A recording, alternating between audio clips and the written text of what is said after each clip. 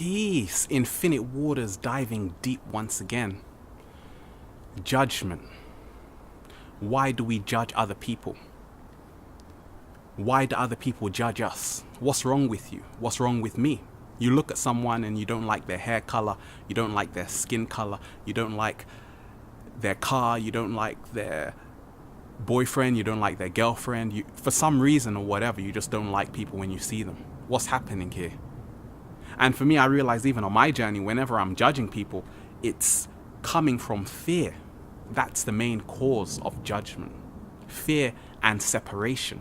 Whenever you feel separated from everything around you, then you judge it because there's a separation. When you're connected to something, there's no need to judge it. Intimidation as well is also another cause of judgment. But a lot of the times I'm realizing one way I've found helpful on my journey for not worrying, to stop worrying, start living. Not worrying about if other people judge you. That's their job. The only question is, what are you doing? You can't control how other people think of you. You can only control how you respond to other people's actions. So therefore, on my journey, I realized the best way to deal with a lot of people who want to judge you, who want to label you, is to be silent. The more you are debating with them, even some people, they want to have debates and all of these things. If you're silent, then you don't give them food. You don't give them energy to feed on. The more that you feed people's energies, then you give them a great appetite. And therefore, silence sometimes is the best remedy, because then they have to actually look at themselves in the mirror to say, okay, what kind of a person am I? Many of us, we haven't had a reality check yet. And for me, when we talk of, we're living in a multi-dimensional universe, multi-dimensional world of many different life forms. Many people are seeing this world in different ways. And everyone here is incarnating for different reasons at different times. There is no time actually, but in different spaces. And therefore, everyone is on their own evolutionary journey. And we have to accept that not everyone is going to be like you. And that's needed, because friction is needed for things to move around in the cosmos. But at the same time, when you realize that, don't pay it attention. What are you inviting? This is the big thing I realized on my journey.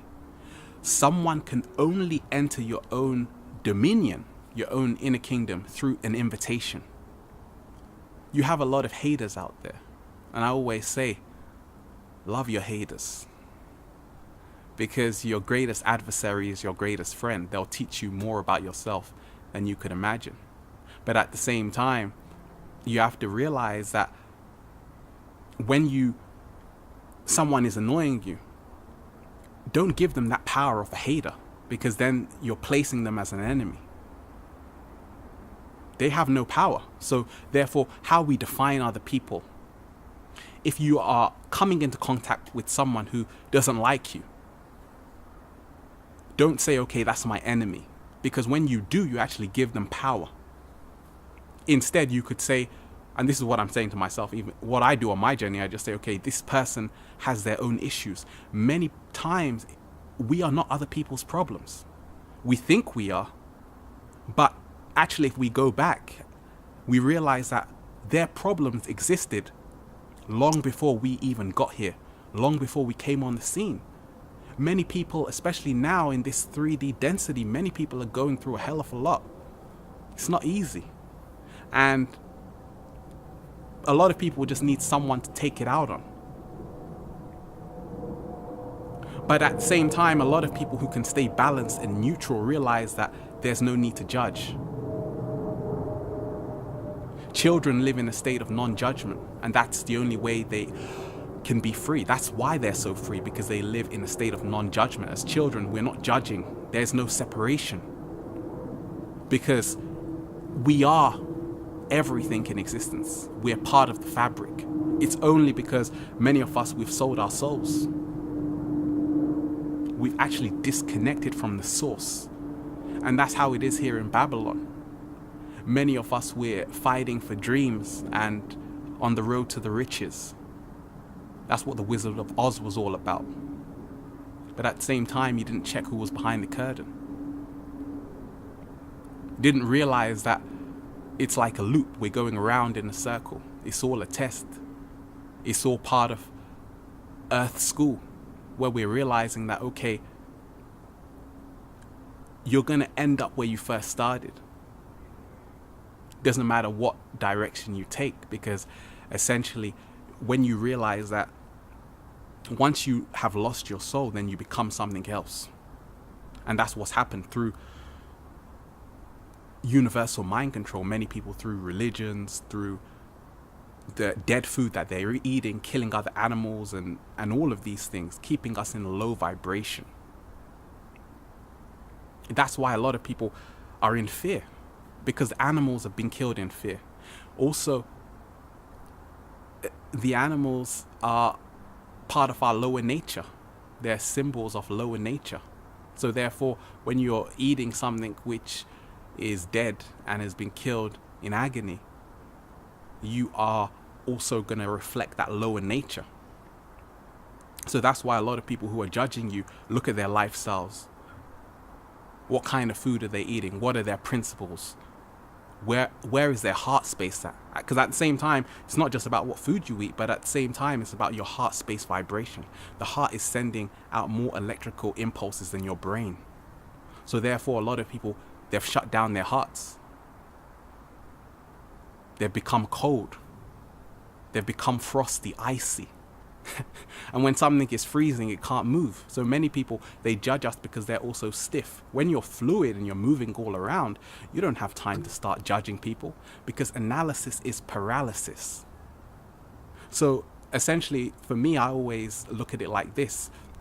You even might have family members who say, okay, why are you becoming like this? Why are you eating all this healthy food? Who cares? You're going to die anyway, and all of these things. And you might even have family members who, you might be in a religion and then you're stepping away from outside of it. You're beginning to question reality. And then they say, okay, what's happening to you? Are you going crazy? Maybe you need to see a doctor. And this is what it is. Everyone is seeing the world through a different lens.